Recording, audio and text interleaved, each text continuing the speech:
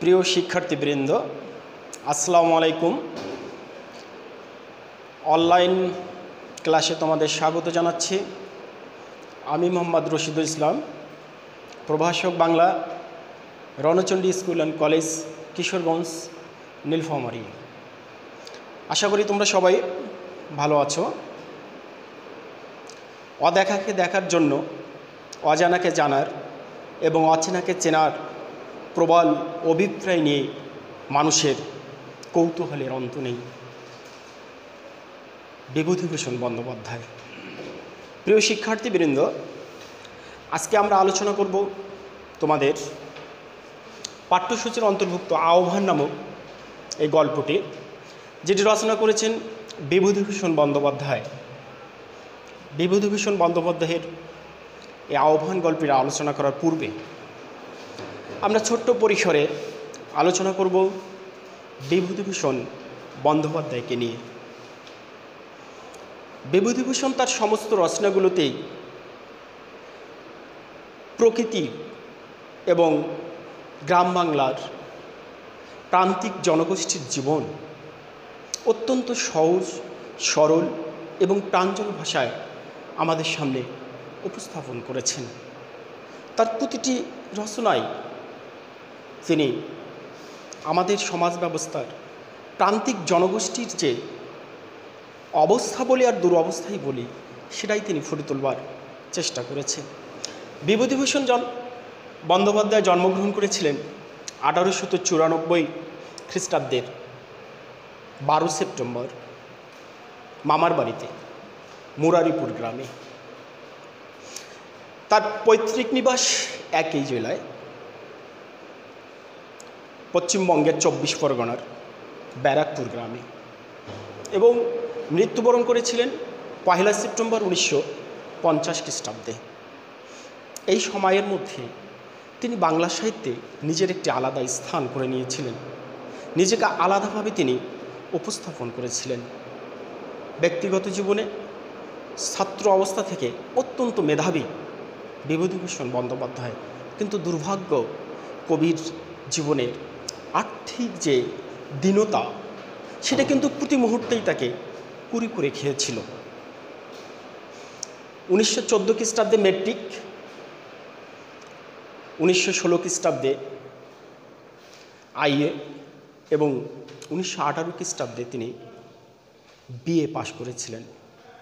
অত্যন্ত ভালো রেজাল্ট ছিল। ব্যক্তিগত জীবনে পেশা হিসেবে বেছে নিয়েছিলেন শিক্ষকতা, এবং এই শিক্ষকতা পেশার কারণে সমাজের সাধারণ মানুষকে তিনি কাছ থেকে দেখতে পেয়েছিলেন। এবং 1921 খ্রিস্টাব্দে প্রবাসী নামক একটি পত্রিকায় উপেক্ষিতা নামক একটি তার গল্প প্রকাশের মধ্য দিয়েই তার সাহিত্যিক জীবনের সূত্রপাত ঘটেছিল। এবং 1927 খ্রিস্টাব্দে তার প্রথম উপন্যাস পথের পাঁচালী প্রকাশিত হয়, যে উপন্যাসটি তার লেখক বা উপন্যাসিক হিসেবে তার জনপ্রিয়তাকে অনেক উঁচুতে নিয়ে গিয়েছিলেন। এবং এই পথের পাঁচালী উপন্যাসটি অবলম্বনে ভারতে একটি বিখ্যাত চলচ্চিত্র নির্মিত হয়েছিল, সত্যজিৎ রায় পরিচালিত, এবং যেটি অনেকগুলো পুরস্কার লাভ করেছিলেন।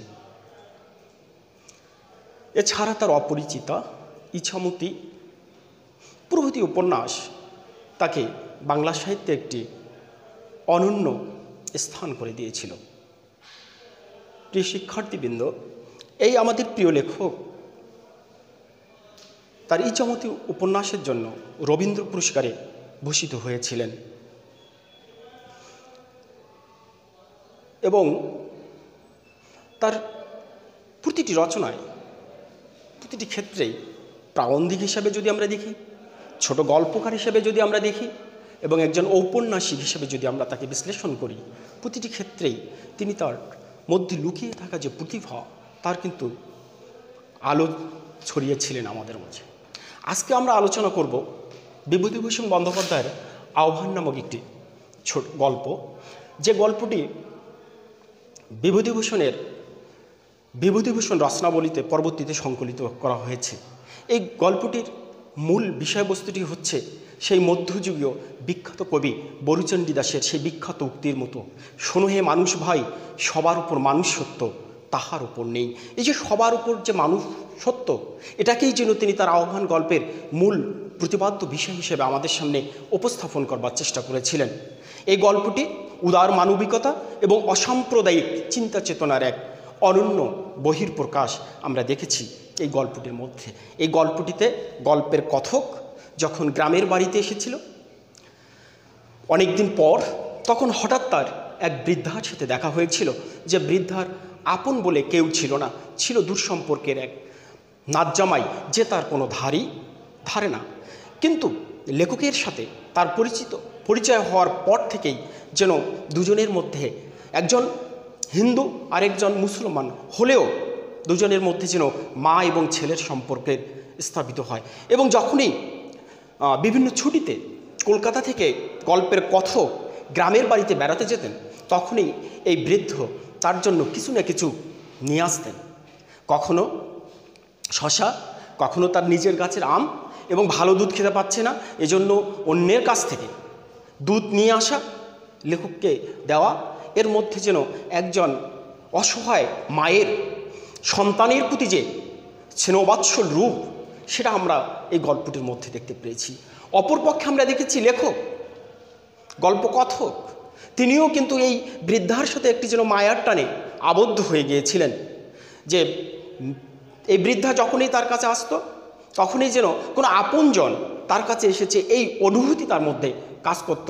এবং বৃদ্ধা যখন তাকে ডাকতো অমর গোপাল, সেটা যেন লেখকের কাছে মনে হয়েছিল কোনো মা অথবা মাসি অথবা কোনো ফুফু তাকে এই আদর করে ডাকছে, স্নেহের আঁচল যেন তার জন্য বিছিয়ে দিয়েছে। এবং যার কারণে আমরা দেখব গল্পের এক পর্যায়ে এসে সেই বৃদ্ধা গল্পকথককে বলেছিল, আমি যদি মারা যাই বাবা, তুই আমার দাফনের কাপড়টুকু কিনে দিস। এই যে কাপড় দেয়, এবং পরবর্তীতে শুধু কাপড় দেয় নয়, লেখক তাকে মাটি পর্যন্ত দিয়েছিল। যখন বৃদ্ধাকে দাফন করা হয় সেখানে তিনি উপস্থিত হয়েছিলেন এবং এই বৃদ্ধাকে মাটি দিয়েছিলেন। এবং তখন লেখকের অথবা গল্পকথকের একটি অনুভূতি এরকম হয়েছিল, যদি আজকে এই বৃদ্ধা বেঁচে থাকতো তাহলে হয়তো বলে উঠত অমর গোপাল। এই যে সমস্ত গল্পটি যদি আমরা চুলচেরা বিশ্লেষণ করে দেখি, তাহলে দেখব যে গল্পটির প্রতিটি লাইনেই যেন মানবীয় সম্পর্কই সবচেয়ে বড় হয়ে ফুটে উঠেছে। যেখানে রক্তের সম্পর্ক নেই, যেখানে ধর্মগত পার্থক্য রয়েছে, তারপরেও বৃদ্ধার সাথে তার যে সম্পর্ক, সেটাকে কখনোই তুচ্ছ বা তাচ্ছিল্য করে উড়িয়ে দেওয়া যায় না। যার কারণে গল্পের শেষে কথক বলে উঠেছিল, ওর স্নাতুর আত্মা আমাকে বহুদূর থেকে আহ্বান করেছে। এটাই হচ্ছে এই গল্পের মূল বিষয়বস্তু, যা আহ্বান করেছে, ডাক দিয়েছে। তাকে কাকে? বৃদ্ধার সে আত্মা যেন লেখককে ডাক দিয়েছে, তাকে তার মৃত্যুর সময়। এবং এই গল্পটিতে যে মানবিকতা, যে উদারতা, যে অসাম্প্রদায়িক চিন্তা চেতনা, এবং একই সাথে একজন প্রান্তিক জনগোষ্ঠীর, সমাজের একেবারেই নিম্ন স্তরের মানুষের জীবনচিত্র যে কত দুঃখ যন্ত্রণায় ভরপুর, সেটা কিন্তু আমরা এখানে দেখতে পেয়েছি। শুধু এই রচনাটির মধ্যেই নয়, বিভূতিভূষণ বন্দ্যোপাধ্যায় প্রতিটি রচনায় যেন তিনি সমাজের নিচু স্তরের বা নিম্ন শ্রেণীর মানুষগুলোকেই তার সাহিত্যের উপজীব্য বিষয় হিসেবে ফুটে তুলেছিলেন। তার বিখ্যাত উপন্যাস পথের পাঁচালীতেও আমরা তাই দেখেছি, যেখানে তিনি অপু এবং দুর্গা নামে দুটি দুরন্ত বালক বালিকার জীবন এবং একই সাথে তাদের দৈনন্দিন জীবন, তাদের অভাব অনটন, সমস্ত কিছুকে যেন সুন্দরভাবে তিনি উপস্থাপন করেছিলেন। তার অপরিচিতা গল্পের কথায় যদি বলি, ইছামতির অপরিচিত উপন্যাসের কথা বলি, কিংবা ইছামতি উপন্যাসের কথা বলি, বা তার অন্যান্য গল্পগুলোর কথা বলি, প্রতিটি ক্ষেত্রেই তিনি সমাজের এই খেটে খাওয়া মানুষগুলোর জীবনচিত্র আমাদের সামনে উপস্থাপন করবার চেষ্টা করেছেন। প্রিয় শিক্ষার্থীবৃন্দ, এই গল্পটি থেকে বিষয়বস্তু আলোচনা করে তাহলে আমরা কি জানতে পারি? এখানে স্পষ্টত আমরা দেখব যে এখান থেকে আমরা দেখব যে একজন মানুষের প্রতি আরেকজন মানুষের যে উদার মনোভাব, তার বাস্তব চিত্র যেন এখানে বিভূতিভূষণ বন্দ্যোপাধ্যায় আমাদের সামনে ফুটে তোলবার চেষ্টা করেছেন। এবং একই সাথে আরেকটি জিনিস এখানে আমাদের চোখের সামনে তিনি নিয়ে এসেছেন, সেটি হচ্ছে যে ধন সম্পদের যে আত্মার যে সম্পর্ক, আত্মিক যে সম্পর্ক একজন মানুষের সাথে আরেকজন মানুষের গড়ে উঠতে পারে, যেটি ধন সম্পদ বা অর্থ দিয়ে কখনো এই সম্পর্কটাকে কেনা যায় না। এরপর দেখব যে আমরা আন্তরিকতা দিয়ে কীভাবে মানুষ আরেকজন মানুষকে জয় করতে পারে তারও প্রমাণ আমরা এখানে দেখেছি। এবং একই সাথে দেখতে পেরেছি গ্রামের সহজ সরল মানুষের সাথে আরেকজন মানুষের যে আত্মিক সম্পর্ক, যে হৃদয়ের সম্পর্ক গড়ে ওঠে, সেটাই তিনি এখানে আমাদের সামনে ফুটে তোলবার চেষ্টা করেছেন। আমরা এখন দেখব যে এই গল্পটি, আহ্বান গল্প থেকে তোমাদের বিভিন্ন ধরনের প্রশ্ন হতে পারে। এখান থেকে জ্ঞানমূলক প্রশ্ন হতে পারে যে বিভূতিভূষণ বন্দ্যোপাধ্যায় কত সালে জন্মগ্রহণ করেছিলেন, অথবা তার আহ্বান গল্পটি কোন গ্রন্থ থেকে নেওয়া হয়েছে, অথবা গল্প কথককে বৃদ্ধা কী নামে ডাকত, বা বৃদ্ধার স্বামীর নাম কী ছিল, ইত্যাদি ছোটো ছোটো প্রশ্ন হতে পারে। এবং একই সাথে এখানে অনুধাবনমূলক প্রশ্ন কিছু হতে পারে। যেমন একটি প্রশ্ন হতে পারে যে আমার বড় কষ্ট, সবসময় ভাত জোটে না। এর মধ্য দিয়ে একজন অসহায় স্বামী সন্তানহীন অসহায় বৃদ্ধার জীবনের বাস্তব চিত্রটিকে যেন উপস্থাপন করবার চেষ্টা করেছেন। এবং একই সাথে আমাদের তৎকালীন সমাজ ব্যবস্থায় প্রতিদিনের সমাজের নিচু শ্রেণীর মানুষগুলো অথবা নিম্ন শ্রেণীর মানুষগুলো যে অভাব অনটনের মধ্য দিয়ে দিনাতিপাত করেছিল, তারই যেন বাস্তব চিত্র তিনি ফুটে তুলেছেন।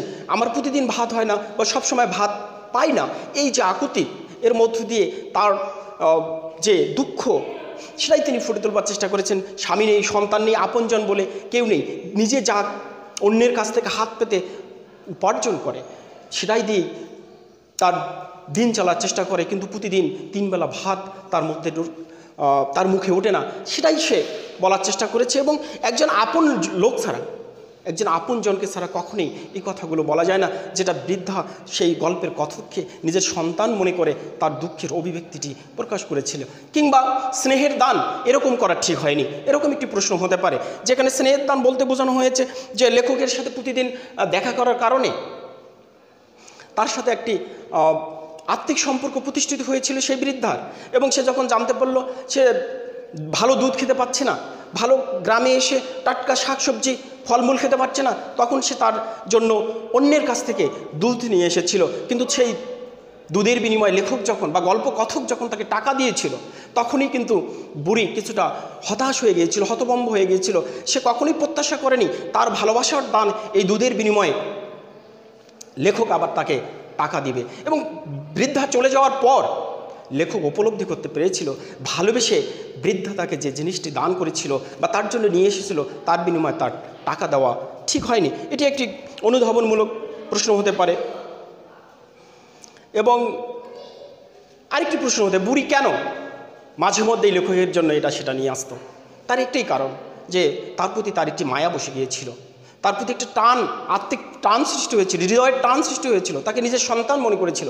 যার কারণেই যখন এই বুড়ি তার সামর্থ্য অনুযায়ী যা হাতের কাছে পেয়েছে, তার নিজের বাগানের থেকেই বা অন্যের কাছ থেকে নিয়ে যখন যেটা সে পেয়েছে সেটা নিয়েছে। অথবা যে তার গোপাল যদি কখনো তার বাড়িতে আসে, তাকে কিসে বসতে দেবে সে ব্যবস্থাও কিন্তু তিনি করে রেখেছিলেন, তার জন্য চাটাই বুনিয়ে রেখেছিলেন। এবং একদিন অসুস্থ বুড়িকে দেখার জন্য লেখক গল্প কথক যখন সেখানে গেলেন, তখন কিন্তু সেই চাটাইটাতে তাকে বসতে দিয়েছিল।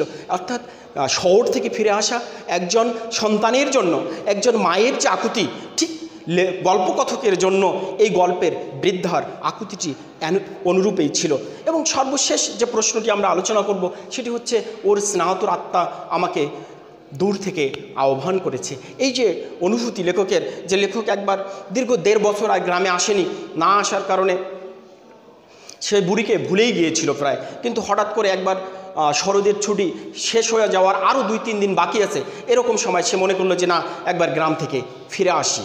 এবং গ্রাম থেকে ফিরে যেদিন তিনি আসলেন, সেই রাতেই শুনতে পারলেন যে সেই বৃদ্ধা মারা গেছে। এবং সাথে সাথেই তার মনে হলো যে বৃদ্ধা তাকে তার দাফনের কাপড় দিতে বলেছিল, এবং সে তার দূর সম্পর্কে সেই নাত জামার হাতে কাপড় কেনার টাকা দিয়েছিল। এবং পরের দিন যখন বৃদ্ধাকে দাফন করা হয়, সেখানে সে উপস্থিত হয়ে তাকে মাটি দিয়েছিল। এবং তার অনুভূতি হয়েছিল যে বৃদ্ধা বেঁচে থাকলে হয়তো তাকে বলে উঠত অমর গোপাল।